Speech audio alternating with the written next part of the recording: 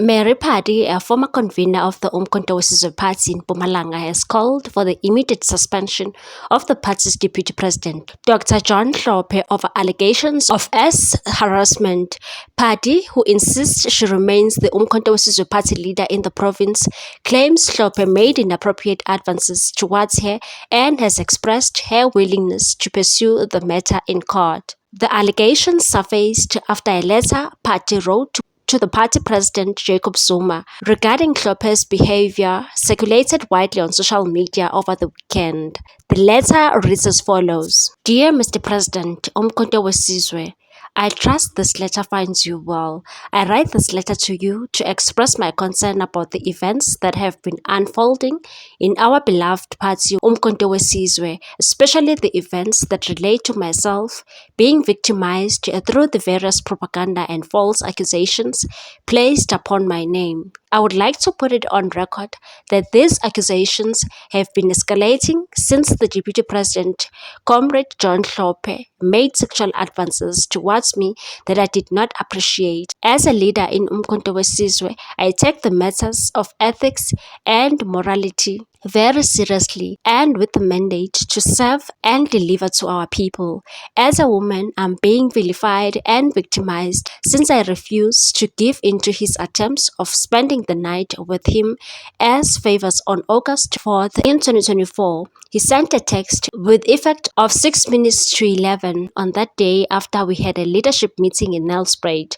My refusal and unresponsiveness was the diplomatic drive to manage the situation. I feel that the persistent vilification and continued propaganda against me is a consequence of my refusal to give in to his advances. This is manufactured behind the scenes by him. Kind regards, Mary Padi. Speaking to Newsroom Africa, Padi confirmed the authenticity of the letter and doubled down on her demands for Hlophe's suspension and said he must be suspended with immediate effect, just as he sought my suspension over baseless allegations.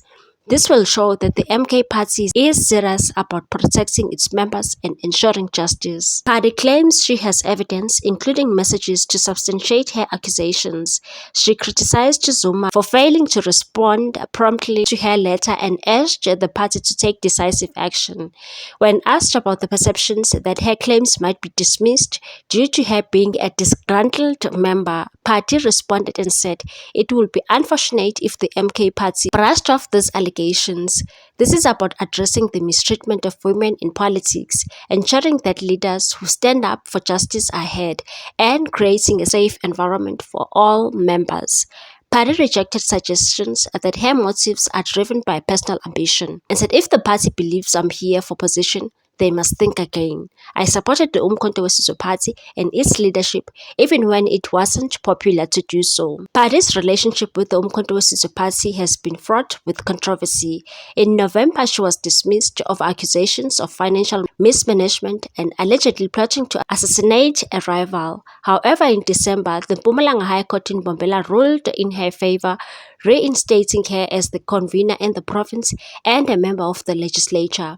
Despite the court's decision, the Umkhonto we Party appointed former Economic Freedom Fighters Member of Parliament Busisiwe Mkhwebane to the position, sparking further tensions within the party.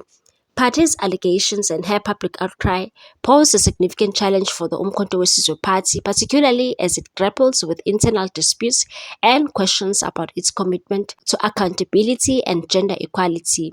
As the legal and political battles unfold, the party's response will likely set a precedent for how such allegations are handled within its ranks.